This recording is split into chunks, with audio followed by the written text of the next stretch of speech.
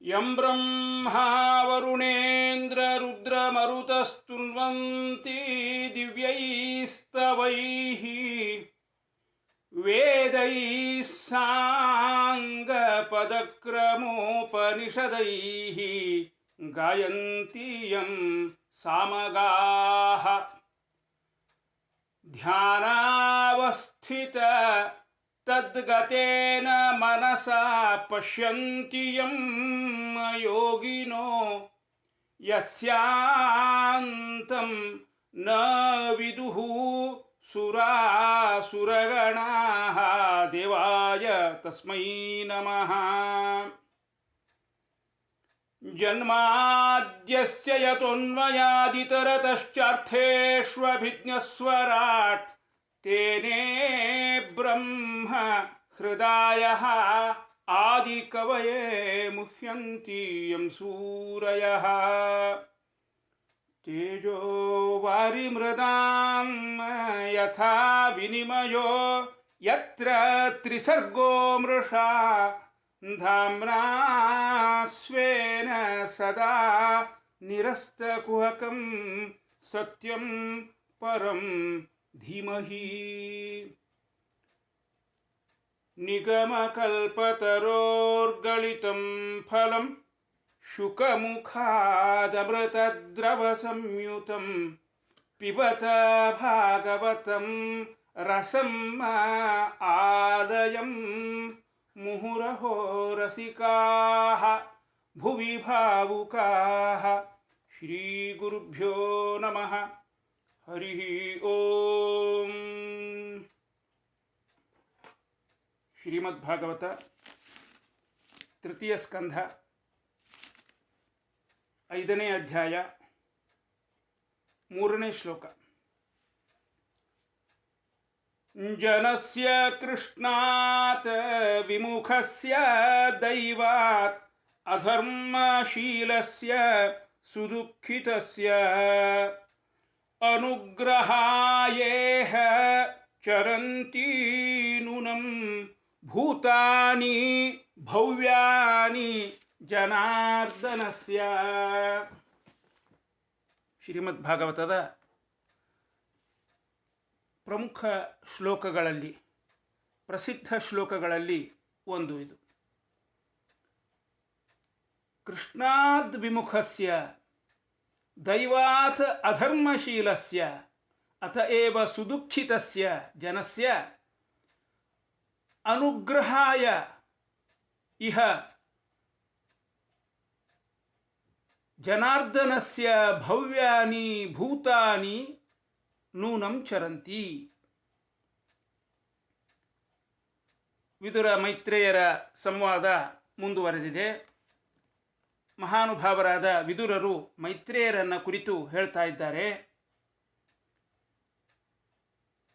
ಕೃಷ್ಣಾದ್ ವಿಮುಖಸ್ಯ, ಕೃಷ್ಣನಿಂದ ವಿಮುಖರಾಗಿರ್ತಕ್ಕಂಥ, ದೈವಾತ್ ದುರದೃಷ್ಟವಶಾತ್, ಅಧರ್ಮಶೀಲಸ್ಯ ಅಧರ್ಮವನ್ನೇ ಮೈಗೂಡಿಸಿಕೊಂಡಿರ್ತಕ್ಕಂಥ, ಅಧರ್ಮವೇ ಸ್ವಭಾವವಾಗಿ ಉಳ್ಳಂಥ, ಅದೇ ಕಾರಣದಿಂದ ಸುದುಃಖಿತಸ್ಯ ಅತ್ಯಂತ ದುಃಖಿತರಾಗಿರ್ತಕ್ಕಂಥ ಜನಸ್ಯ ಈ ಕಲಿಕಾಲದ ಜನರಿಗೆ ಅನುಗ್ರಹಾಯ ಅವರನ್ನು ಅನುಗ್ರಹ ಮಾಡಲೆಂದೇ ಇಹ ಈ ಭೂಮಿಯ ಮೇಲೆ ಜನಾರ್ದನಸ್ಯ ಆ ಜನಾರ್ದನನ ಭವ್ಯಾನಿ ಭವ್ಯ ಸಾನ್ನಿಧ್ಯವುಳ್ಳಂಥ ಮಂಗಳಕರವಾದ ಭೂತಾನಿ ವ್ಯಕ್ತಿಗಳು, ಮಹಾನುಭಾವರು, ನಿಮ್ಮಂಥವರು, ಮೈತ್ರೇಯರಂಥವರು ನೂನಂ ಚರಂತಿ, ನೂನಂ ನಿಶ್ಚಿತವಾಗಿಯೂ, ಚರಂತಿ ಸಂಚಾರ ಮಾಡ್ತಾ ಇರ್ತೀರಿ. ನಿಮ್ಮಂಥ ವಿದುರ ಮೈತ್ರೇಯರನ್ನು ಕುರಿತು ಹೇಳ್ತಾ ಇದ್ದಾನೆ. ನಿಮ್ಮಂಥ ಜ್ಞಾನಿಗಳು ಲೋಕ ಸಂಚಾರ ಮಾಡಲಿಕ್ಕೆ ಇರೋ ಕಾರಣ ಒಂದೇ, ಏನಕೇನ ಪ್ರಕಾರೇಣ ಲೌಕಿಕ ಕಾರ್ಯಗಳಲ್ಲೇ ಅತ್ಯಾಸಕ್ತರಾಗಿ ಭಗವಂತನಿಂದ ವಿಮುಖರಾಗಿರ್ತಕ್ಕಂಥ, ಆದ್ದರಿಂದಲೇ ಸುಖದ ಅಪೇಕ್ಷೆ ಇದ್ದರೂ ಬಹಳ ಶ್ರಮಪಟ್ಟರೂ ಸುಖವನ್ನು ಹೊಂದದೆ ಬದುಕತಕ್ಕಂಥ ನತದೃಷ್ಟರು, ಅಧರ್ಮದ ಮಾರ್ಗವನ್ನು ಹಿಡಿದು ದುಃಖದಲ್ಲಿ ಬಳಲ್ತಾ ಇರೋ ಜನರು, ಅವರಿಗೆ ಸನ್ಮಾರ್ಗವನ್ನು ತೋರಿ ಅನುಗ್ರಹಿಸಲೆಂದೇ ತಮ್ಮಂಥವರ ಲೋಕ ಸಂಚಾರ. ಆದ್ದರಿಂದ ತಾವು ನನಗೆ ಜ್ಞಾನೋಪದೇಶವನ್ನು ಮಾಡಿರಿ ಅಂತ ಮುಂದಿನ ಶ್ಲೋಕದಲ್ಲಿ ವಿದುರ ಕೇಳ್ತಾ ಇದ್ದಾರೆ. ಈ ಶ್ಲೋಕದಲ್ಲಿನ 2 ಶಬ್ದಗಳು ಗಮನಾರ್ಹವಾದ ಶಬ್ದಗಳು. ಒಂದು ಜನಾರ್ದನ ಅನ್ನೋ ಶಬ್ದ. ಟೀಕಾಕಾರರು ಬರೀತಾರೆ, ಅವರು ಟೀಕಾರಾಯರೇ, ಟೀಕೆ ಬರೆದವರೆಲ್ಲನೂ. ಆದರೆ ನಮ್ಮಲ್ಲಿ ಜಯತೀರ್ಥರಿಗೆ ಮಾತ್ರ ಆ ಹೆಸರಿನ ಪ್ರಯೋಗವಿದೆ. ಇರಲಿ, ಅಂತೂ ಟೀಕಾಕಾರರು ಬರೀತಾರೆ. ಪುಣ್ಯಾಹವಾಚನ ವಿಧಿಯ ಒಂದು ಮಂತ್ರ, ನಿಮ್ಮಲ್ಲಿ ಕೆಲವರಿಗೆ ಸುಪರಿಚಿತ ಮಂತ್ರ ಇದು. ಲಾಭಸ್ತೇಷಾಂ ಜಯಸ್ತೇಷಾಂ ಕುತಸ್ತೇಷಾಂ ಪರಾಜಯಃ ಏಷಾಂ ಇಂದೀವರಶ್ಯಾಮೋ ಹೃದಯಸ್ಥೋ ಜನಾರ್ದನಃ. ಯೇಷಾಂ ಜನಾರ್ದನಃ ಇಂದೀವರ ಶ್ಯಾಮಃ ಹೃದಯಸ್ಥಃ. ಭಗವಂತನನ್ನು, ಆ ಜನಾರ್ದನನನ್ನು ತಮ್ಮ ಹೃದಯದಲ್ಲಿ ಪ್ರತಿಷ್ಠಾಪಿಸಿದ ಭಕ್ತರಿಗೆ ಕುತಸ್ತೇಷಾಂ ಪರಾಜಯ. ಪರಾಜಯ ಎಲ್ಲಿಂದ? ಅವರ ಸಾಧನೆಯಲ್ಲಿ ಗೆಲುವು ನಿಶ್ಚಿತ. ಲಾಭಸ್ತೇಷಾಂ ಜಯಸ್ತೇಷಾಂ ಎಲ್ಲ ಒದಗಿ ಬರ್ತದೆ ಅಂಥವರಿಗೆ. ಜನಾರ್ದನ ಅನ್ನೋ ಶಬ್ದ ಇಲ್ಲಿ ಒಂದು ವಿಶಿಷ್ಟ ಉದ್ದೇಶವನ್ನಿಟ್ಟುಕೊಂಡು ಪ್ರಯೋಗ ಮಾಡಿದ್ದಾರೆ. ಜನಿ ಪ್ರಾದುರ್ಭಾವೇ ಅನ್ನೋ ಧಾತುವಿನಿಂದ ನಿಷ್ಪನ್ನವಾದ ಶಬ್ದ ಇದು. ಆದ್ದರಿಂದ ಜನನ ಇರುವವರು, ಶರೀರ ಇರುವವರು ಜನರು, ಅವರನ್ನು, ಅಂಥ ಜನಾನ್ನ ಅರ್ಧಯತಿ ನಾಶ ಮಾಡುವವ. ಹುಟ್ಟು ಅಥವಾ ಹುಟ್ಟಿನಿಂದ ಬರುವ ಶರೀರ, ಅದನ್ನು ನಾಶಗೊಳಿಸಿ, ಹೆಂಗೆ ನಾಶಗೊಳಿಸೋದು? ಮರುಹುಟ್ಟೇ ಇಲ್ಲದಂಥ ಸ್ಥಿತಿ, ಮೋಕ್ಷವನ್ನೇ ಕರುಣಿಸ್ತಕ್ಕಂಥ ಮಹಾನುಭಾವ ಜನಾರ್ದನ. ಜನಾನ್ ಅರ್ಧಯತಿ ಇತಿ ಜನಾರ್ದನ. ಆದ್ದರಿಂದ ಭಕ್ತರ ಹೃದಯದಲ್ಲಿ ವಾಸ ಮಾಡಿ ಅವರಿಗೆ ಸಮೀಚೀನ ಜ್ಞಾನವನ್ನು ಕರುಣಿಸಿ ಅವರ ಜನನ ಮರಣ ಬಂಧನ ಬಿಡಿಸುವವ ಎನ್ನುವ ಇಲ್ಲಿನ ಸಂದರ್ಭಕ್ಕೆ ಹೊಂದುವಂಥ ಅರ್ಥಪೂರ್ಣವಾದ ಶಬ್ದವನ್ನು ವ್ಯಾಸರು ಇಲ್ಲಿ ಬಳಸಿದ್ದಾರೆ. ಶ್ಲೋಕದಲ್ಲಿನ ಇನ್ನೊಂದು ಅರ್ಥಪೂರ್ಣ ಶಬ್ದ ಭೂತಾನಿ. ಏನು ಭೂತಾನಿ ಅಂದರೆ ಕನ್ನಡದೊಳಗೆ ಭೂತ ಪ್ರೇತ ಅಂತೀವಲ್ಲ, ಆ ಭೂತ ಅಲ್ಲ ಇಲ್ಲಿ. ಮೈತ್ರೇಯರನ್ನು ವರ್ಣಿಸ್ತಾ ಇದ್ದಾರೆ ಈ ಶಬ್ದದಿಂದ. ಮೈತ್ರೇಯರಂಥವರು, ಅವರು ಭಗವಂತನ ವಿಶೇಷ ಸಾನ್ನಿಧ್ಯ ಹೊಂದಿದವರು. ಆದ್ದರಿಂದ ಅವರನ್ನು ಜನಾರ್ದನನ ಭೂತ, ಭೂತಾನಿ ಭವ್ಯಾನಿ ಜನಾರ್ದನಸ್ಯ ಅಂತ ಸಂಬೋಧಿಸಿದ್ದಾರೆ. ಶಾಸ್ತ್ರಗಳಲ್ಲಿ ಅನೇಕ ಕಡೆಗೆ ಈ ವಿಧದ ಸಂಬೋಧನೆ ಬಂದಿದೆ. ಏಕೋ ವಿಷ್ಣುರ್ಮಹದ್ಭೂತಂ ಪೃಥಗ್ಭೂತಾನ್ಯನೇಕಶಃ ತ್ರೀನ್ ಲೋಕಾನ್ ವ್ಯಾಪ್ಯ ಭೂತಾತ್ಮ ಭುಂಕ್ತೆ ವಿಶ್ವಭುಗವ್ಯಯಃ ಅಂತ ಬಹಳ ಪ್ರಸಿದ್ಧವಾದ ಶ್ಲೋಕ. ಶ್ರಾದ್ದಾದಿಗಳಲ್ಲಿ ಹೇಳ್ತಾರೆ, ಊಟಕ್ಕೆ ಕೂಡಿಸುವಾಗ ಹೇಳ್ತಾರೆ, ಏಕೋ ವಿಷ್ಣು ಮಹದ್ಭೂತಂ. ಭೂತ ಅಂದ್ರೇನು? ಭಗವಂತನೇ ಭೂತ. ಏಕಃ ವಿಷ್ಣು ಮಹದ್ಭೂತಂ. ಜಗತ್ತಿನಲ್ಲಿ ಅಂಥ ಭೂತ ಇನ್ನೊಂದಿಲ್ಲ. ಯಾಕೆ ಅಂದ್ರೆ ತ್ರೀನ್ ಲೋಕಾನ್ ವ್ಯಾಪ್ಯ ಭೂತಾತ್ಮ. 3 ಲೋಕಗಳಲ್ಲಿ, ಈ ಲೋಕ ಅನ್ನೋದು ಪಂಚಭೂತಗಳ ವಿಕಾಸ ಏನಿದೆ, ಅವುಗಳಲ್ಲೇ ಅಂತರ್ಬಹಿಶ್ಚ ತತ್ಸರ್ವಂ ವ್ಯಾಪ್ಯ ನಾರಾಯಣ ಸ್ಥಿತ. ಒಳಗೂ ಹೊರಗೂ ವ್ಯಾಪಿಸಿ, ಭೂತಗಳನ್ನು ವ್ಯಾಪಿಸಿ ಇರ್ತಕ್ಕಂಥವ ಭೂತಾತ್ಮ. ಭುಂಕ್ತೆ ವಿಶ್ವಭುಕ್ ಅವ್ಯಯ. ಆ ಅವ್ಯಯನಾಗಿರ್ತಕ್ಕಂಥ ವಿಶ್ವಭುಕ್, ಪ್ರಳಯ ಕಾಲದಲ್ಲಿ ಸಮಗ್ರ ಜಗತ್ತನ್ನೇ ಭುಂಜಿಸ್ತಕ್ಕಂಥ ಭೂತಾತ್ಮ ಅಂತ ಕರೆಸಿಕೊಂಡಿರ್ತಕ್ಕಂಥ ಆ ಭೂತಾತ್ಮ ಭಗವಂತ ಏನಿದ್ದಾನೆ, ಅವನ ಪೃಥಕ್ ಭೂತಾನಿ ಅನೇಕಶಃ. ಮೈತ್ರೇಯರಂಥ ಮಹಾನುಭಾವರು ಪೃಥಕ್ ಭೂತಾನಿ, ಅವನ ವಿಶೇಷ ಸಾನ್ನಿಧ್ಯವನ್ನು ಹೊಂದಿ ಸಂಚರಿಸ್ತಕ್ಕಂಥ ಆ ಜನಾರ್ದನನ ಪ್ರತಿರೂಪಗಳು, ಅವನ ಅಂಶವನ್ನು ಹೊತ್ತುಕೊಂಡು ಅನುಗ್ರಹಾಯ ಇವ ಚರಂತಿ, ಸಜ್ಜನರನ್ನು ಉದ್ಧಾರ ಮಾಡಲೆಂದೇ ಸಂಚಾರ ಮಾಡತಕ್ಕಂಥ ಮಹಾನುಭಾವರು, ಅವರಿಗೆ ಭೂತರು ಅಂತ ಹೇಳ್ತಾರೆ. ಪರಮಾತ್ಮ ಮಹದ್ಭೂತ. ಇವರೆಲ್ಲ ಸಣ್ಣ ಸಣ್ಣ ಭೂತಗಳು, ಅವನ ಸಾನ್ನಿಧ್ಯವನ್ನು ಕೊಂಡೊಯ್ಯತಕ್ಕಂಥವರು. ವಿಷ್ಣು ಸಹಸ್ರನಾಮದ 2ನೇ ಸಾಲಿನಲ್ಲಿ ಭೂತಾತ್ಮ ಪರಮಾತ್ಮ ಚ ಮುಕ್ತಾನಾಂ ಪರಮಾಗತಿ. ಮುಕ್ತಾನಾಂ ಪರಮಾಗತಿ. ಆ ಮುಕ್ತರನ್ನು ನೋಡಿಕೊಳ್ತಕ್ಕಂಥ, ರಕ್ಷಣೆ ಮಾಡತಕ್ಕಂಥ, ಮುಕ್ತಾಶ್ರಯನಾಗಿರ್ತಕ್ಕಂಥ ಆ ಪರಮಾತ್ಮನಿಗೆ ಭೂತಾತ್ಮ ಭೂತಾತ್ಮ ಅಂತ ಹೆಸರು. ಭೂತಾತ್ಮ ಪರಮಾತ್ಮ ಚ ಮುಕ್ತಾನಾಂ ಪರಮಾಗತಿ. ಅಂತೂ ಆ ಮಹಾನುಭಾವರಾಗಿರ್ತಕ್ಕಂಥ ಮೈತ್ರೇಯರನ್ನು ಜ್ಞಾನೋಪದೇಶ ಮಾಡಿರಿ ಎಂಬುದಾಗಿ ವಿದುರ ಕೇಳ್ತಾ ಇದ್ದಾನೆ. ಮುಂದಿನ ಶ್ಲೋಕ ನೋಡಿ, ಶ್ಲೋಕ 4. ತತ್ಸಾಧುವರ್ಯ ದಿಶವರ್ತ್ಮ ಶಮ್ನಃ ಸಂರಾಧಿತೋ ಭಗವಾನ್ ಏನ ಪುಂಸಾಂ.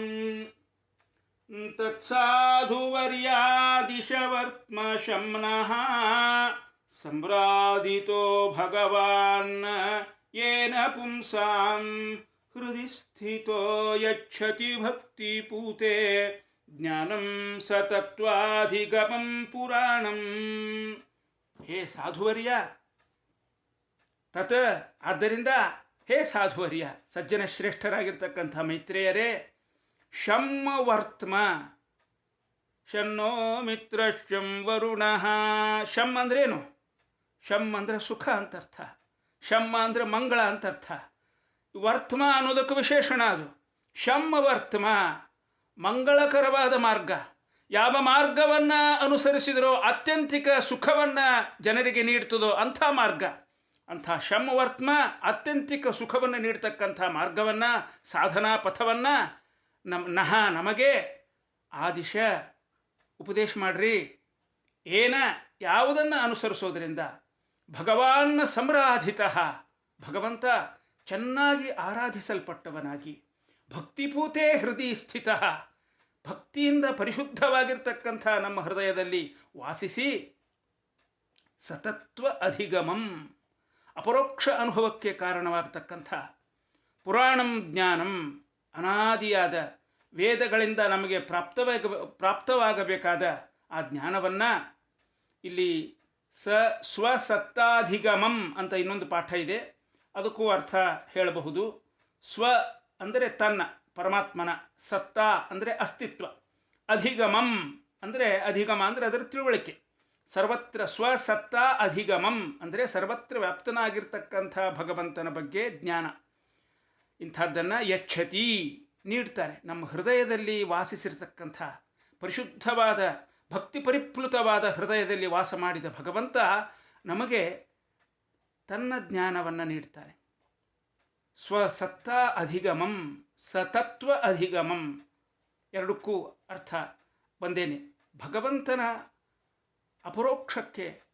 ಅಪರೋಕ್ಷ ಅನುಭವಕ್ಕೆ ಕಾರಣ ಆಗುವಂಥ ಪುರಾಣಂ ಜ್ಞಾನಂ, ಆ ವೇದೋಕ್ತವಾಗಿರ್ತಕ್ಕಂಥ ಪ್ರಾಚೀನ ಜ್ಞಾನವನ್ನು ಯಚ್ಛತಿ ನೀಡುತ್ತಾನೆ. ಏನು ತಾತ್ಪರ್ಯ? ಹಿಂದಿನ ಶ್ಲೋಕದಲ್ಲಿ ದೊಡ್ಡವರು ಯಾಕೆ ಲೋಕ ಸಂಚಾರ ಮಾಡ್ತಾರೆ ಅನ್ನೋದನ್ನು ಹೇಳಿ, ಈ ಶ್ಲೋಕದಲ್ಲಿ ಅಂಥ ದೊಡ್ಡವರ ಸಹವಾಸ ಯಾವುದೋ ಪೂರ್ವಜನ್ಮದ ಪುಣ್ಯದ ನಿಮಿತ್ತಕವಾಗಿ ನಮಗೆ ಒಮ್ಮೊಮ್ಮೆ ಜೀವನದೊಳಗೆ ಒದಗ್ತದೆ. ಆಗ ಅವರಲ್ಲಿ ನಾವು ಏನು ಬೇಡಬೇಕು ಅನ್ನೋದನ್ನು ಈ ಶ್ಲೋಕದ ಮೂಲಕ ಮಹಾನುಭಾವರಾದ ವಿದುರ ತಿಳಿಸ್ತಾ ಇದ್ದಾರೆ. ಅವರಲ್ಲೇ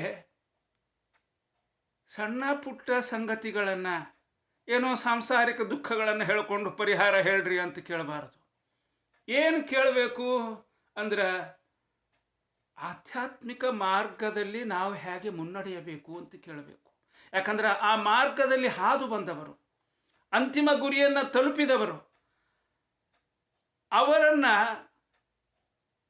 ಮಾರ್ಗದರ್ಶನ ಮಾಡ್ರಿ ಅಂತ ಕೇಳಬೇಕು. ಇಲ್ಲಿ ವಿದುರ ಬಳಸಿದ ಶಬ್ದಗಳನ್ನು ಗಮನಿಸಿ. ಯಾವ ಮಾರ್ಗ ಅನುಸರಿಸೋದರಿಂದ ನಮ್ಮ ಮನಸ್ಸು ಪರಿಶುದ್ಧ ಆಗ್ತದೆ, ನಮ್ಮ ಹೃದಯದಲ್ಲಿ ಭಗವಂತ ಬಂದು ವಾಸಿಸ್ತಾನ, ನಮ್ಮ ಹೃದಯ ಅವನ ವಾಸದಿಂದ ಸರ್ವಾಂಗೀಣ ಉನ್ನತಿಗೆ ಬೇಕಾದಂಥ ತಯಾರಿಯನ್ನು ಮಾಡಿಕೊಳ್ತದೋ ಅಂಥ ಸಾಧನ ಮಾರ್ಗ ನಮಗೆ ತಿಳಿಸ್ರಿ. ಇಷ್ಟು ಮಾತ್ರ ಅಲ್ಲ, ಯಾವ ಮಾರ್ಗ ಅನುಸರಿಸಿದ್ರೆ ಭಗವಂತನ ಅನುಗ್ರಹದಿಂದ ವೇದೋಕ್ತವಾದ ಭಗವದ್ ಅಪರೋಕ್ಷ ಜ್ಞಾನ ನಮ್ಮದಾಗಬಲ್ಲದೋ ಆ ಮಾರ್ಗ ಉಪದೇಶ ಮಾಡಿರಿ. ಇಲ್ಲಿ ಸೂಕ್ಷ್ಮವಾಗಿ ಗಮನಿಸಿದರೆ 2 ಸಂಗತಿಗಳನ್ನು ಸೂಚಿಸ್ತಾ ಇದ್ದಾರೆ. ಒಂದು, ಹೃದಯದಲ್ಲಿ ಭಕ್ತಿ ಅಂಕುರಿತ ಆಗದೆ ಆಧ್ಯಾತ್ಮಿಕ ಸಾಧನೆ ಇಲ್ಲ. ಭಕ್ತಿ ಇಲ್ಲದೆ ಗತಿ ಇಲ್ಲ.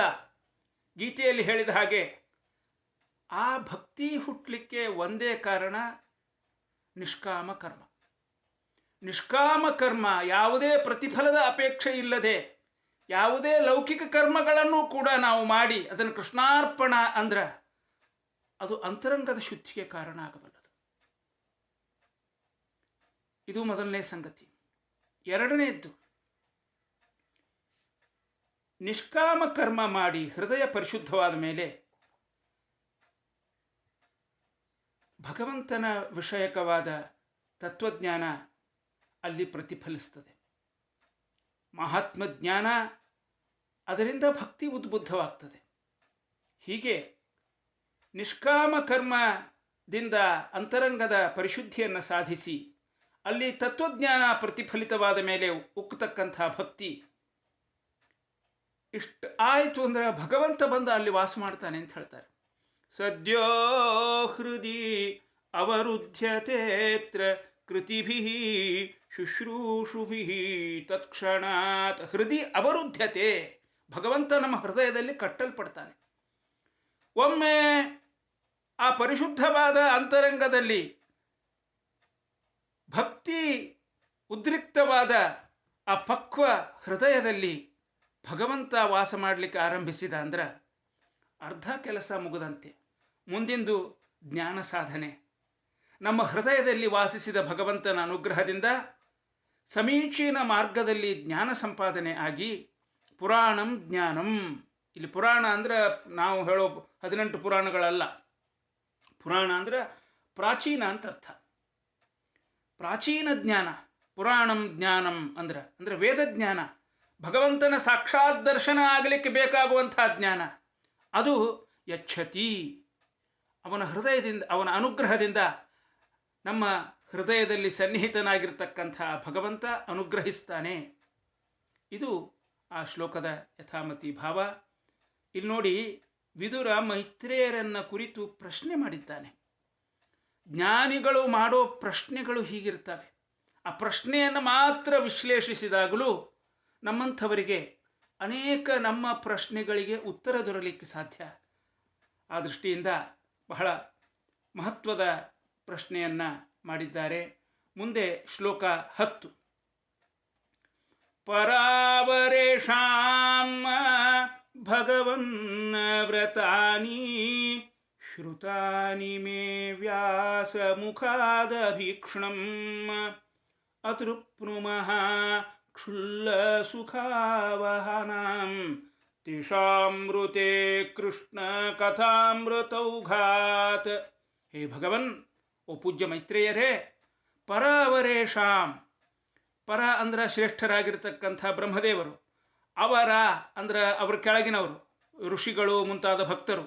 ಪರ ಅವರೇಷಾಂ, ಶ್ರೇಷ್ಠರಾದ ಬ್ರಹ್ಮದೇವರೇ ಮೊದಲಾದ ಋಷಿಗಳೇ ಮುಂತಾದ ಬ್ರಹ್ಮದೇವರ ಕೆಳಗಿನ ಸ್ತರದ ಭಕ್ತರು. ಅಂಥವರ ವ್ರತಾನಿ ಅಂದರೆ ಕರ್ಮಾಣಿ, ಅವರ ಚರಿತ್ರೆಗಳು, ಅವರು ಭಗವಂತನನ್ನು ಹೊಂದಲಿಕ್ಕೆ ಯಾವ ರೀತಿ ಸಾಧನೆಯನ್ನು ಮಾಡಿದರು ಅನ್ನುವಂಥ ವಿವರಗಳು. ಇಂಥ ವ್ರತಾನಿ ಅಂದರೆ ಅವರ ಚರಿತ್ರೆಗಳನ್ನು ಮೇ ವ್ಯಾಸಮುಖಾತ್. ನೋಡ್ರಿ, ಮೈತ್ರೇಯರ ಭಾಗ್ಯ ಸಾಧಾರಣರಲ್ಲ ಅಲ್ಲ, ಇದು ವಿದುರ ಹೇಳ್ತಿರೋ ಮಾತು.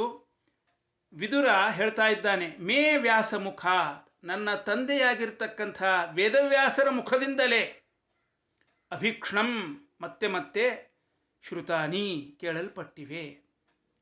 ವಿದುರ ಹೇಳ್ತಾ ಇದ್ದಾನೆ, ನನ್ನ ತಂದೆ ಆಗಿರ್ತಕ್ಕಂಥ ವೇದವ್ಯಾಸರ ಮುಖದಿಂದಲೇ ಈ ದೊಡ್ಡವರ ಚರಿತ್ರೆಗಳನ್ನು ನಾನು ಅನೇಕ ಬಾರಿ ಕೇಳಿದ್ದೇನೆ. ಕೃಷ್ಣ ಕಥಾಮೃತೌಘಾತ್ ಋತೆ, ಕೃಷ್ಣನ ಕಥಾಮೃತ ಇಲ್ಲದೆ ತೇಷಾಂ ಕ್ಷುಲ್ಲ ಸುಖಾವಹಾನಾಂ, ಕ್ಷಣಿಕ ಸುಖ ನೀಡ್ತಕ್ಕಂಥ ಅಂಥ ಚರಿತ್ರೆಗಳು ಅತೃಪ್ನುಮಃ ಅತೃಪ್ತಿಯನ್ನುಂಟು ಮಾಡ್ತಾವೆ. ಆದ್ದರಿಂದ ಕೃಷ್ಣ ಚರಿತ್ರೆಯನ್ನೇ ಹೇಳ್ರಿ ಅಂತ ಅರ್ಥವನ್ನು ಅನೇಕ ಟಿಪ್ಪಣಿಕಾರರು ಬರೆದಿದ್ದಾರೆ. ಶ್ರೀ ವಿಜಯಧ್ವಜ ತೀರ್ಥರು ಮಾತ್ರ ಇದಕ್ಕೆ ಬೇರೆ ರೀತಿಯಾದ ಇನ್ನೂ ಸ್ವಾರಸ್ಯಕರವಾದ ಅರ್ಥವನ್ನು ಬರೀತಾರೆ. ಅದನ್ನೊಂದು ಸ್ವಲ್ಪ ನೋಡೋಣ. ಬ್ರಹ್ಮಾದಿ ಮಹಿಮ್ನಾಂ ಅಪಿ ಭಗವನ್ ಮಹಿಮಾ ಅವಲಂಬಿತತ್ವಾತ್ ಕೃಷ್ಣ ಕಥಾಮೃತೌಘಃ ಏವ ಅಸೌ ಇತಿ ಯತಃ ಅತಃ ತೇಷಾಂ ಭಾಗವತಾನಾಂ ಕೃಷ್ಣಸ್ಯ ಚ ಕಥಾಮೃತೌಘಾತ್ ಶ್ರುತಾತ್ ನ ತೃಪ್ನುಮಃ. ಏನರ್ಥ? ಬ್ರಹ್ಮದೇವರನ್ನು ಮೊದಲು ಮಾಡಿಕೊಂಡು ಯಾವ ಭಗವದ್ಭಕ್ತರ ಮಹಿಮೆ ಕೇಳಿದರೂ ನನಗೆ ಕೃಷ್ಣನ ಮಹಿಮೆಯನ್ನೇ ಕೇಳಿದಂತೆ ಅನ್ನಿಸ್ತದೆ. ಯಾಕೆ ಅಂದರೆ ಭಗವನ್ನ ಮಹಿಮಾ ಅವಲಂಬಿ. ಯಾವ ಭಕ್ತರ ಕಥೆ ಕೇಳಿದರೂ ಕೂಡ ಅದು ಭಗವಂತನ ಮಹಿಮೆಯ ಮೇಲೆ ಅವಲಂಬಿತವಾದ ಭಕ್ತರ ಮಹಿಮೆ, ಭಕ್ತರ ಕಥೆ. ಆದ್ದರಿಂದ ಕಥೆ ಯಾರದಾದರೂ ಆ ಕಥಾನಕದ ಆಳದಲ್ಲಿ ಹರಿತಕ್ಕಂಥ ಪ್ರವಾಹ, ಕೃಷ್ಣ ಭಕ್ತಿ ಪ್ರವಾಹ, ಅದು ಒಂದೇ. ಹೀಗಾಗಿ ಭಗವದ್ಭಕ್ತರ ಕಥೆ ಕೇಳಿದರೂ ಕೂಡ ಅದು ಭಗವಂತನ ಮಹಿಮೆಯ ಮೇಲೆ ಅವಲಂಬಿತವಾದ ಭಕ್ತರ ಮಹಿಮೆ. ಹೀಗಾಗಿ ಭಗವದ್ಭಕ್ತರ ಕಥೆಯಾಗಲಿ ಶ್ರೀಕೃಷ್ಣನ ಚರಿತ್ರೆಯಾಗಲಿ ನನಗೆರಡೂ ಒಂದೇ. ಯಾಕೆಂದರೆ ಭಗವದ್ಭಕ್ತರ ಕಥೆಯ ಅಂತರಾಳದಲ್ಲಿ ಹರಿತಕ್ಕಂಥದ್ದು ಕೃಷ್ಣನ ಮಹಿಮೆಯೇ. ಹೀಗಾಗಿ ನನಗೆ ಎಷ್ಟು ಸಲ ಈ ಕಥೆಗಳನ್ನು ಕೇಳಿದರೂ ತೃಪ್ತಿ ಇಲ್ಲ, ಇನ್ನೂ ಕೇಳಬೇಕು ಅಂತ ಆಸೆ. ನೀವಂತೂ ಸಾಕ್ಷಾತ್ ಕೃಷ್ಣನ ಬಾಯಿಂದಲೇ ಪರಂಧಾಮಕ್ಕೆ ತೆರಳುವ ಮೊದಲು ಅವನ ಉಪದೇಶವನ್ನು ಕೇಳಿದವರು. ಆದ್ದರಿಂದ ಮೈತ್ರೇಯರೇ, ದಯವಿಟ್ಟು ಆ ಕೃಷ್ಣ ನಿಮಗೆ ಹೇಳಿದಂಥ ಉಪದೇಶವನ್ನು ನನಗೂ ತಿಳಿಸಿ, ನನಗೂ ಶ್ರವಣ ಮಾಡಿಸಿ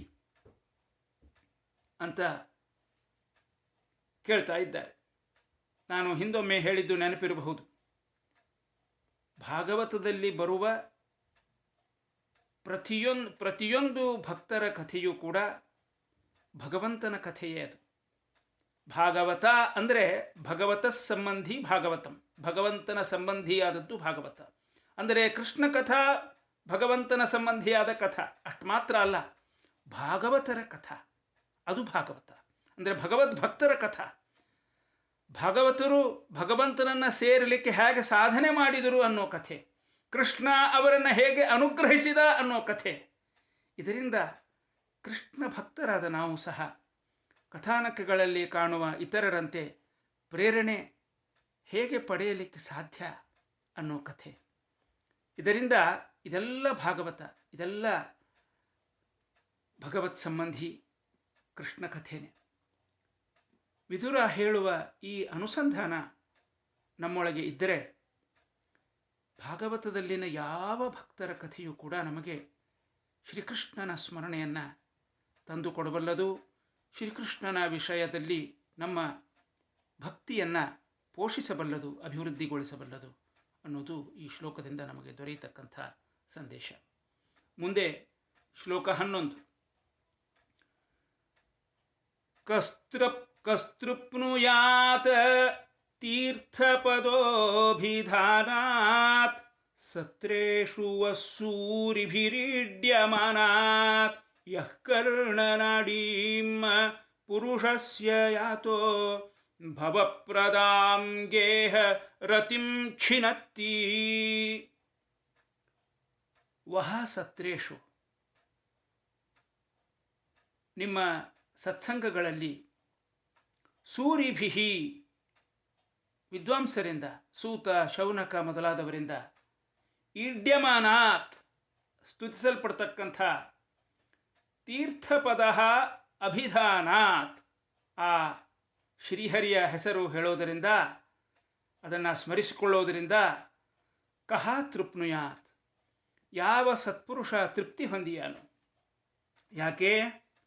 ಯಹ, ಯಾವ ವಾರ್ತೆ, ಪುರುಷಸ್ಯ ಆ ಕೇಳುಗನ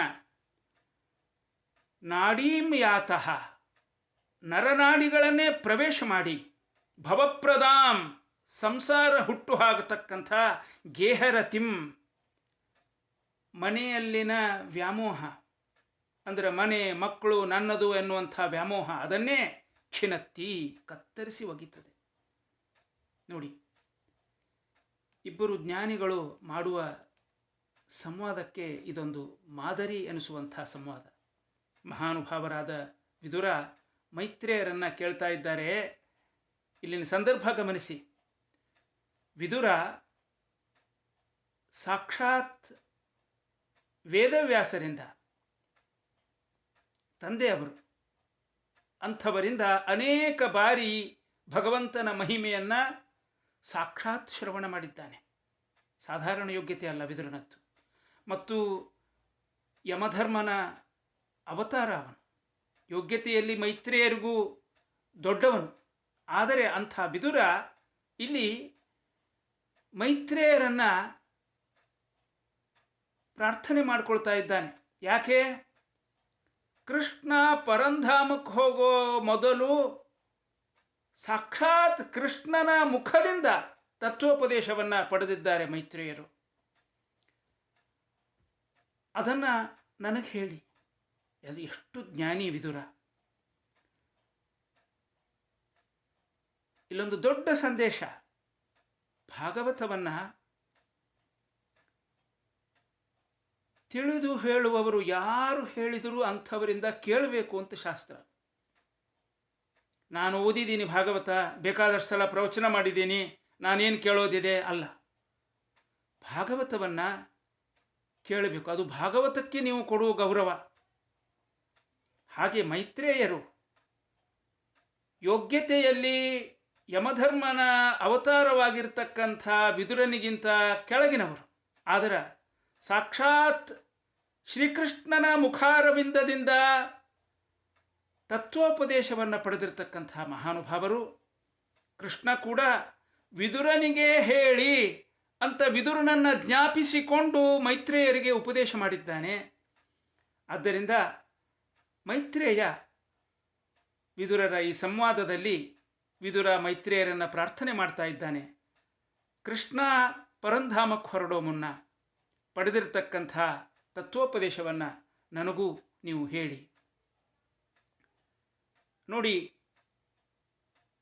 ಈರುವರು ಜ್ಞಾನಿಗಳು ಪರಸ್ಪರ ಭೇಟಿಯಾದಾಗ ಏನು ಮಾತಾಡ್ತಾರೆ?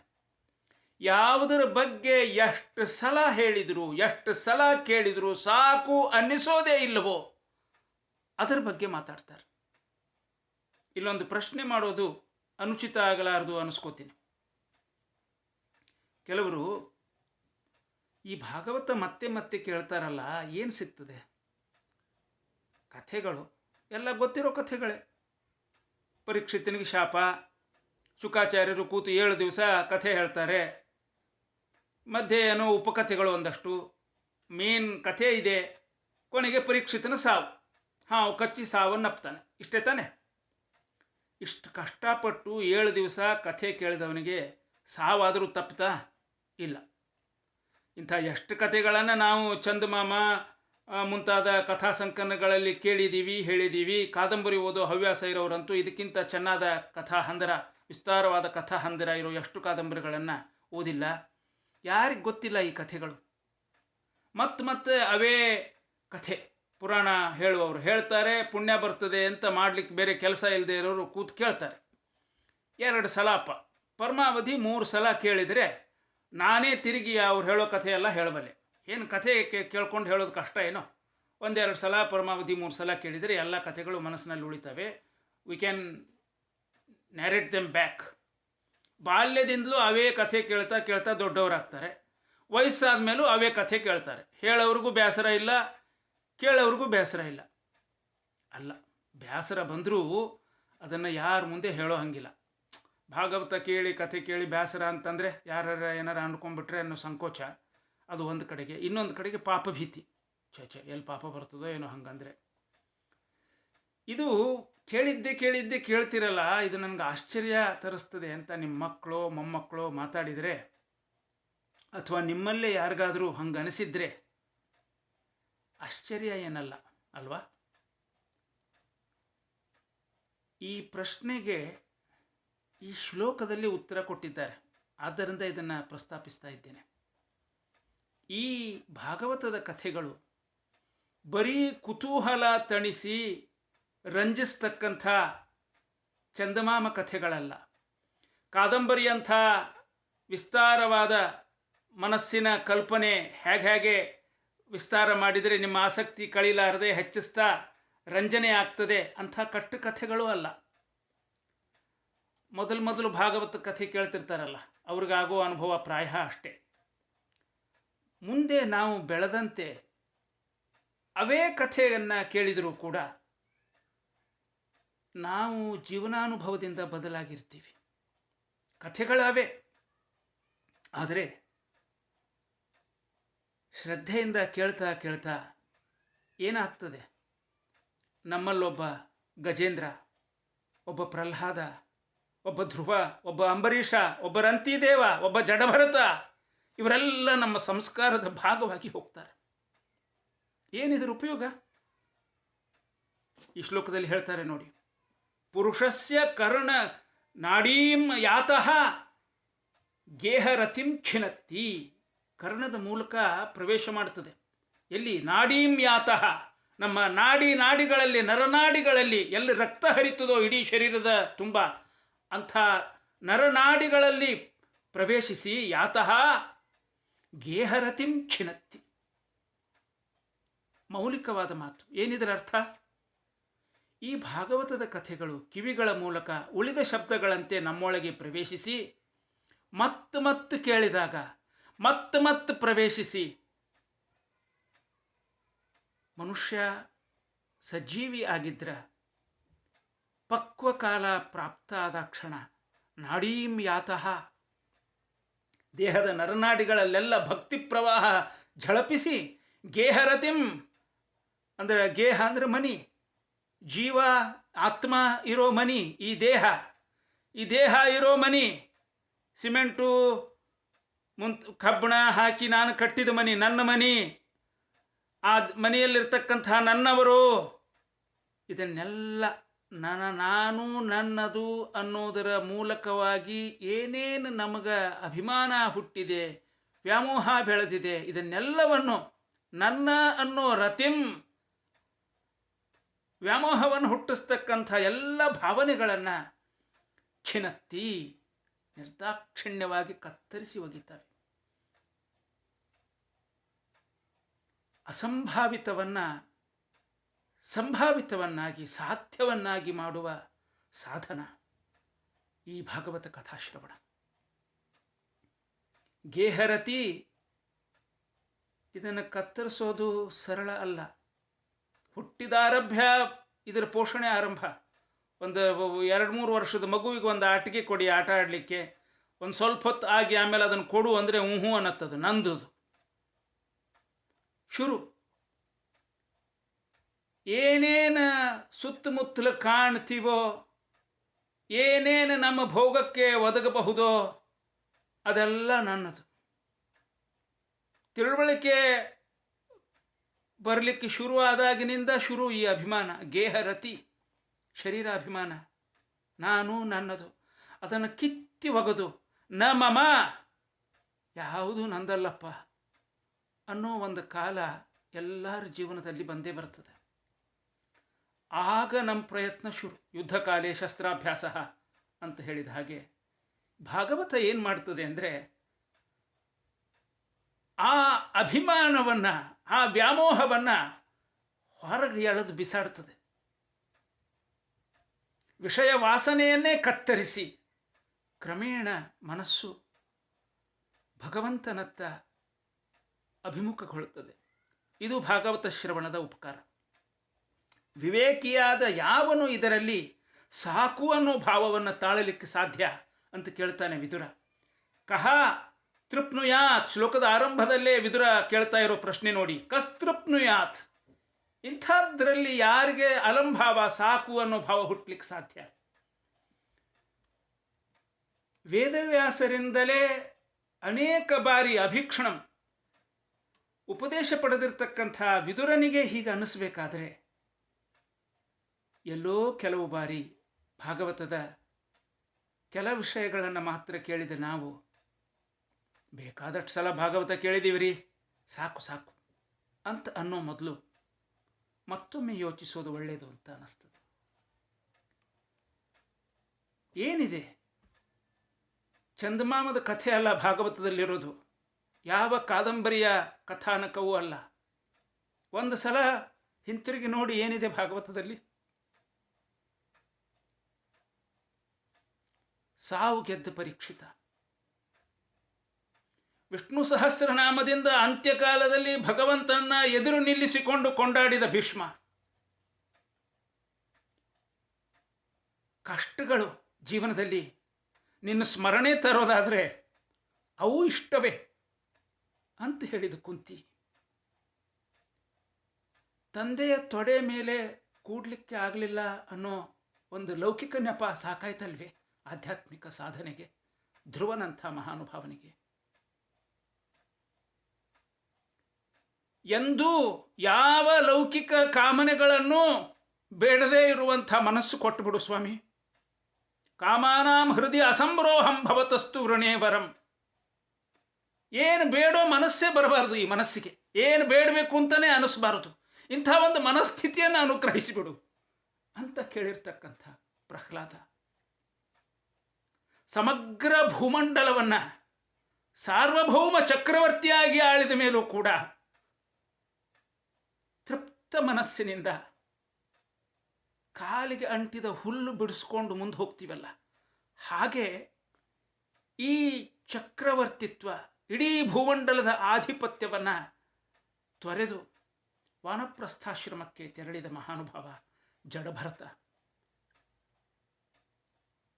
ಕಸ್ಮಿನ್ ಜನ್ಮನ್ಯಮು ಅಮಿ ಬ್ರಹ್ಮನ್ ಪಿತರೋ ಮಾತರೋ ಭವನ್. ನೀವು ನನಗೆ ಯಾವ ಜನ್ಮದ ತಂದೆ ತಾಯಿಗಳು ಅಂತ ತಾಯಿ ತಂದೆಗೆ ಕೇಳಿ ಅವರಲ್ಲಿ ವೈರಾಗ್ಯ ಭರಿಸಿದ ಚಿತ್ರಕೇತು ಮಹಾರಾಜನ ಮಗ ಶಿಶು.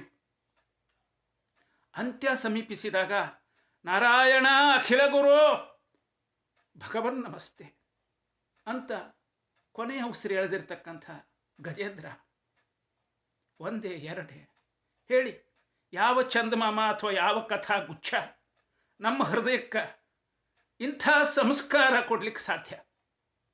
ನನ್ನ ಸ್ವಂತದ ಅನುಭವದಿಂದ ಈ ಮಾತು ಹೇಳ್ತಾ ಇದ್ದೇನೆ. ಕಥೆ ಕಾದಂಬರಿಗಳು ಮನಸ್ಸಿಗೆ ರಂಜನೆ ನೀಡ್ತವೆ. ನನ್ನ ವಿದ್ಯಾರ್ಥಿ ದಶೆಯಲ್ಲಿ ತುಂಬಾ ಓದ್ತಾ ಇದ್ದೆ, ಈಗಲೂ ಓದ್ತೀನಿ, ಕಡಿಮೆ ಆಗಿದೆ ಸ್ವಲ್ಪ. ಅದಕ್ಕೂ ಭಾಗವತದಂಥ ಕಥಾನಕಕ್ಕೂ ಇರುವ ಮುಖ್ಯ ವ್ಯತ್ಯಾಸ ಇಷ್ಟೇ. ಭಾಗವತದ ಕಥೆಗಳು ಅಂತರಂಗದ ಸತ್ಸಂಸ್ಕಾರವನ್ನು ಬಗೆದು ಅದನ್ನು ಉದ್ದೀಪಿಸ್ತವೆ. ಲೌಕಿಕ ವಿಷಯಗಳಲ್ಲಿ ಮಗ್ನವಾದ ಮನಸ್ಸಿಗೆ ಬೂದಿ ಎಲ್ಲ ಕಡೆಗೆ ಮೆತ್ತಿರ್ತದೆ. ಅದನ್ನು ಊದಿ ಒಳಗಿನ ಕೆಂಡವನ್ನು ಆ ಭಕ್ತಿ ದೀಪ್ತಿಯನ್ನು ಮತ್ತಷ್ಟು ಪ್ರಜ್ವಲಿಸ್ತಕ್ಕಂಥ ಕೆಲಸ ಮಾಡ್ತದೆ ಭಾಗವತದ ಕಥೆ. ಈ ಗುಣ ನನಗೆ ತಿಳಿದಂತೆ ಯಾವ ಲೌಕಿಕ ಕಥೆ ಕಾದಂಬರಿಗಳಲ್ಲೂ ಈ ಪ್ರಮಾಣದಲ್ಲಿ ಇಲ್ಲ. ದೊಡ್ಡ ದೊಡ್ಡ ಲೌಕಿಕ ಸಾಧನೆ ಮಾಡಿರ್ತಕ್ಕಂಥ ದೇಶಕ್ಕೋಸ್ಕರ ತ್ಯಾಗ ಮಾಡಿರ್ತಕ್ಕಂಥ ಮಹಾನುಭಾವರ ಕಥೆಗಳಿಂದ ಸತ್ಪ್ರೇರಣೆ ದೊರೀತದೆ, ಇಲ್ಲ ಅಂತಿಲ್ಲ. ಆದರೆ ಜನನ ಮರಣದ ಬಂಧನದಿಂದ ನಮ್ಮನ್ನು ಮುಕ್ತಗೊಳಿಸ್ತಕ್ಕಂಥ ಕೆಲಸ ಮಾಡೋದು ಭಾಗವತದಂಥ ಗ್ರಂಥ ಮಾತ್ರ. ಆ ದೃಷ್ಟಿಯಿಂದ ಇದಕ್ಕೆ ಬಹಳ ಮಹತ್ವ ಇದೆ. ಅಧ್ಯಾಯ 7 ಶ್ಲೋಕ 17 ಇದನ್ನೊಂದು ಹೇಳಿ ಇವತ್ತಿನ ಅನುಸಂಧಾನವನ್ನು ಮುಗಿಸ್ತಾ ಇದ್ದೇನೆ. ಯಶ್ಚ ಮೂಢತಮೋ ಲೋಕೆ ಯಶ್ಚ ಬುದ್ಧೇಃ ಪರಂ ಗತಃ ತಾವುಭೌ ಸುಖಮೇಧೇತೆ ಕ್ಲಿಶ್ಯತ್ಯಾಂತರಿತೋ ಜನಃ. ಇದು ಸುಭಾಷಿತ. ಇದು ಅನೇಕ ಕಡೆ ಇದನ್ನು ಓದಿದ್ದೇನೆ, ಅನೇಕರ ಬಾಯಲ್ಲಿ ಕೇಳಿದ್ದೇನೆ. ಎಷ್ಟು ಚೆನ್ನಾಗಿದೆ, ಯಾರು ಬರೆದಿದ್ದು, ಎಲ್ಲಿ ಯಾವುದೋ ಯಾವ ಸುಭಾಷಿತದ ಪುಸ್ತಕದ್ದಿದು ಅಂತ ಅನೇಕ ಸಲ ಅಂದ್ಕೊಂಡಿದ್ದುಂಟು. ಈಗ ಭಾಗವತ ನೋಡುವಾಗ ಗೊತ್ತಾಯಿತು, ವಿದುರ ಹೇಳಿದ ಮಾತು ಇದು. ಅಧ್ಯಾಯ ತೃತೀಯ ಸ್ಕಂಧದ 7ನೇ ಅಧ್ಯಾಯದ 17ನೇ ಶ್ಲೋಕ. ಏನಿದರ ಅರ್ಥ? ಲೋಕೇ ಯಹ ಮೂಢತಮಃ, ಜಗತ್ತಿನಲ್ಲಿ ಯಾವನು ಅತ್ಯಂತ ದಡ್ಡ, ಯಹ ಚ ಬುದ್ಧೇಹೇ ಪರಂಗತಃ, ತುಂಬ ಬುದ್ಧಿವಂತ. ಇವರಿಬ್ಬರು, ಒಬ್ಬ ಅತ್ಯಂತ ದಡ್ಡ, ಇನ್ನೊಬ್ಬ ಅತ್ಯಂತ ಬುದ್ಧಿವಂತ. ತೌ ಉಭೌ, ಇವರಿಬ್ಬರು ಸುಖಮೇಧೇತೆ, ಸುಖವಾಗಿ ಬದುಕನ್ನು ಬದುಕ್ತಾರೆ. ಆಂತರಿತೋ ಜನಃ ಕ್ಲಿಶ್ಯತಿ, ಮಧ್ಯದಲ್ಲಿರೋರು ಮಾತ್ರ ಕಷ್ಟ ಅನುಭವಿಸ್ತಾರೆ. ಏನಿದ್ರ ತಾತ್ಪರ್ಯ, ಏನಿದ್ರ ಭಾವ? ವಿದುರ ಹೇಳ್ತಾ ಇದ್ದಾನೆ, ಈ ಜಗತ್ತಿನಲ್ಲಿ ಜೀವನದ ಬಗ್ಗೆ ಹೆಚ್ಚು ಯೋಚಿಸದೇ ಇರುವವರು ಇರ್ತಾರೆ. ಅವರ ಜೀವನ ಪ್ರಾಣಿ ಸಹಜವಾದ ಅಗತ್ಯಗಳ ಪೂರೈಕೆಗಳ ಬಗ್ಗೆ ಮಾತ್ರ ಅವರು ಯೋಚಿಸ್ತಾರೆ. ಏನಾದ್ರು ಒಂದು ಡಿಗ್ರಿ ತಗೊಳ್ಳೋದು, ಒಂದು ನೌಕರಿ ಮಾಡೋದು, ದುಡ್ಡು ಸಂಪಾದನೆ ಮಾಡೋದು, ಮದುವೆ, ಮಕ್ಕಳು, ಸ್ನೇಹಿತರು, ಆಸ್ತಿ, ಅಂತಸ್ತು, ಇಷ್ಟಾದರೆ ಅವ್ರು ತೃಪ್ತರು. ಈ ಜೀವನ ಯಾಕೆ ಅನ್ನೋ ಪ್ರಶ್ನೆ ಅವ್ರಿಗೆ ಮಹತ್ವದ್ದು ಅನಿಸೋದೇ ಇಲ್ಲ. ಇದಕ್ಕೊಂದು ಅಂತಿಮ ಗುರಿ ಇದೆಯಾ? ಇದ್ದರೆ ಅದು ಏನು? ನಾನು ಯಾಕೆ ಹುಟ್ಟಿದ್ದೀನಿ? ಹುಟ್ಟೋ ಮೊದಲು ಎಲ್ಲಿದ್ದೆ? ಈ ಒಟ್ಟಾರೆ ಸೃಷ್ಟಿಯ ಗುರಿ ಏನು? ಇಂಥ ವಿಚಾರಗಳು ಅವರನ್ನು ಎಂದೂ ಪೀಡಿಸೋದಿಲ್ಲ.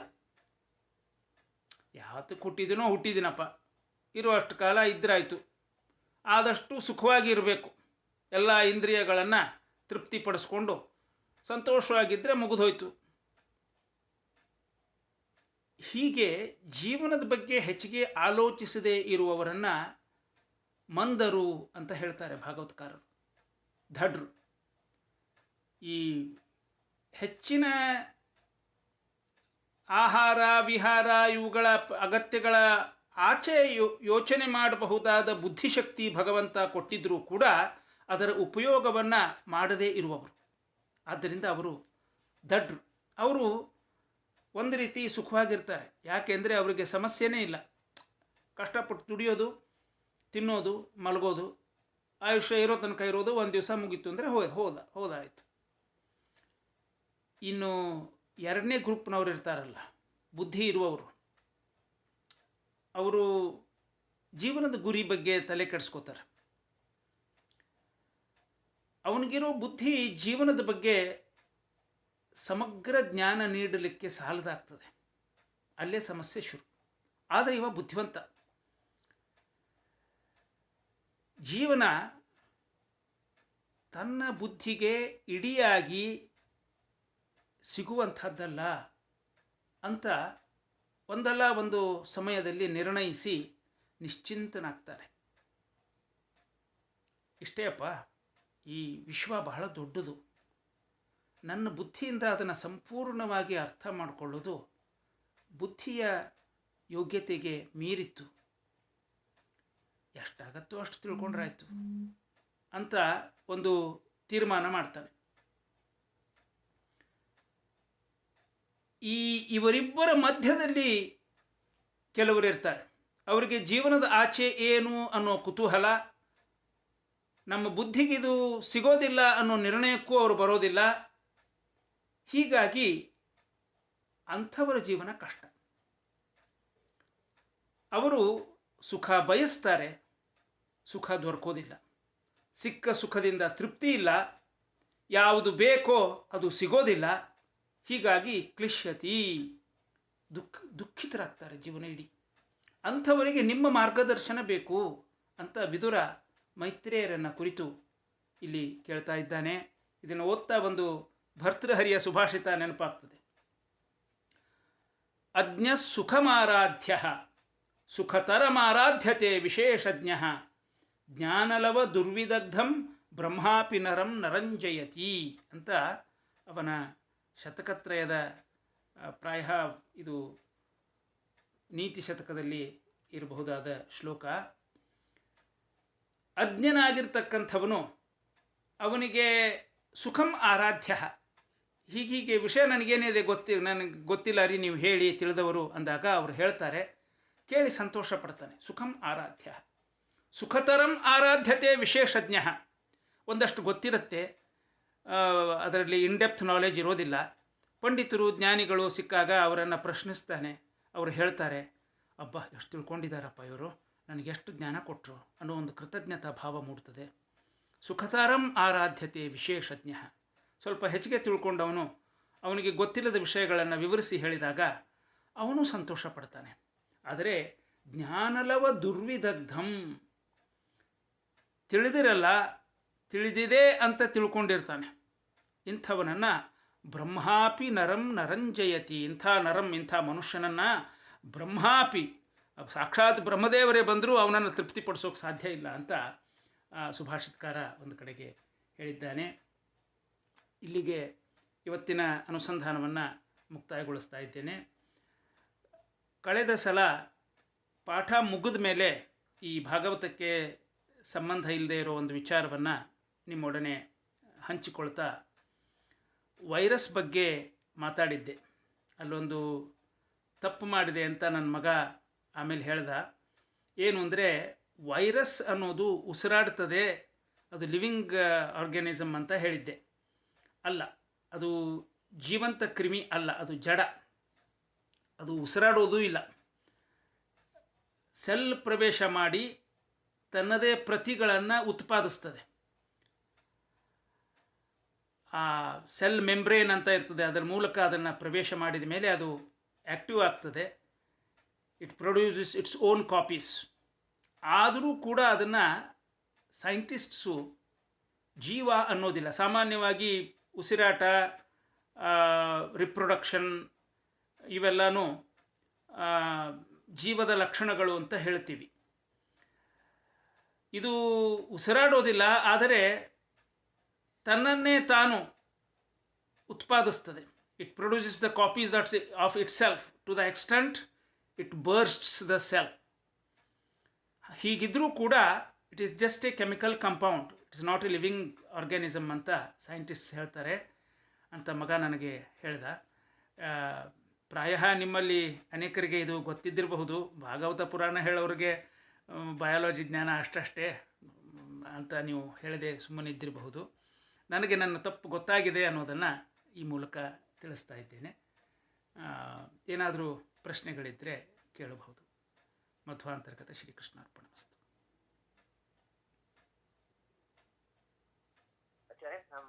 ಮುರಳೀಧರ್ ನಮಸ್ಕಾರ. ಈ 10ನೇ ಶ್ಲೋಕದಲ್ಲಿ ಹಾಂ 3ನೇ ಸಾಲಿನಲ್ಲಿ ಹಾಂ ನಮ್ಮ ಬುಕ್ಕಲ್ಲಿ ಕರ್ಣ ಸುಖ ವಹಾನ. ಓಕೆ ಓಕೆ ಓಕೆ ಸುಲಭವಾಗಿದೆ. ಕರ್ಣ ಸುಖಾವಹಾನಾಂ ಅಂದರೆ, ಕರ್ಣ ಅಂದರೆ ಕಿವಿಗಳಿಗೆ, ಸುಖಾವಹಾನಾಂ ಸುಖವನ್ನು ತಂದು ಕೊಡ್ತಕ್ಕಂಥವುಗಳು ಈ ಭಾಗವತದ ಕಥೆಗಳು. Okay, in fact that is a better ಪಾಠ compare to what I have. ಯಾಕೆ ಅಂದರೆ ವಿಜಯಧ್ವಜ ತೀರ್ಥರು ಬರೆದಿರೋ ಅರ್ಥಕ್ಕೆ ಅದು ಸಮೀಪದ ಅರ್ಥವನ್ನು ಕೊಡ್ತದೆ. ಕ್ಷುಲ್ಲ ಸುಖಾವಹಾನಾಂ ಅನ್ನೋದಕ್ಕಿಂತ ಕರ್ಣ ಸುಖಾವಹಾನಾಂ ಅನ್ನೋದು ಹೆಚ್ಚು ಯುಕ್ತವಾದ ಪಾಠ ವಿಜಯಧ್ವಜರು ಬರೆದಿರೋ ಅರ್ಥಕ್ಕೆ. So thanks for letting me know. ಆಮೇಲೆ ಇನ್ನೊಂದು ಇದ್ದಿದ್ದು, ಹಾಂ, ನೀವು ಈ ಸುಭಾಷಿತ ತರ ಇದೆ ಅಂತ ಹೇಳಿದ್ರಲ್ಲ, ವಿಗ್ರಹ ಇದು 8ನೇ ಅಧ್ಯಾಯ 8ನೇ ಅಧ್ಯಾಯ 17 ಅಥವಾ? ಓ, ಸುಭಾಷಿತ ತರಹ ಇದೆ ಅಂತ ಹೇಳಿದ್ದ. ಒಂದು ಸೆಕೆಂಡು. ಇಲ್ಲ ಇದು ಒಂದು ಸೆಕೆಂಡ್ ಹೇಳ್ತೀನಿ. ಈ ಬುಕ್ಕಲ್ಲಿ ಹಾಂ ಅಷ್ಟಮೋಧ್ಯಾಯದಲ್ಲಿ ಹಾಂ ಅಷ್ಟಮೋಧ್ಯಾಯದಲ್ಲಿದೆ. ಓಕೆ, ಸಪ್ತಮ ಅಂತಕ್ಕೆ ನಂದರಲ್ಲಿ 7ನೇ ಅಧ್ಯಾಯ ಹೇಳ್ತೀನಿ. ಒಂದು ಸೆಕೆಂಡು.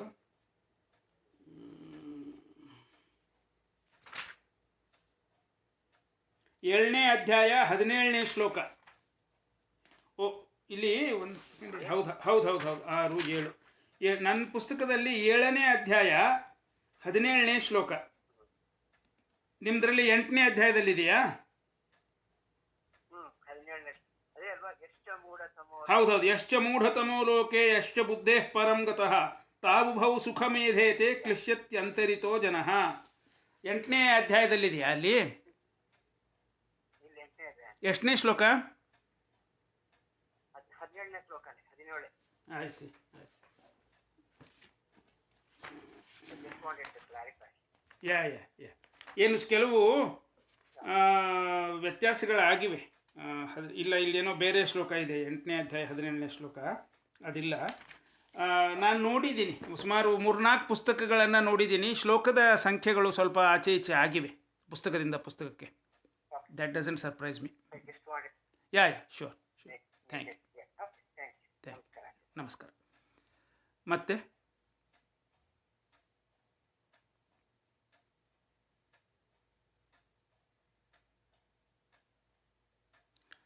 ಆಯಿತು. ಎಲ್ಲ ಸದ್ಭಕ್ತರಿಗೆ ಸಾದರ ಪ್ರಣಾಮಗಳು. ಮುಂದಿನ ವಾರ ಮತ್ತೆ ಸೇರೋಣಂತೆ. ನಮಸ್ಕಾರ. ನಮಸ್ಕಾರ ಆಚಾರ್ಯ. ನಮಸ್ಕಾರ.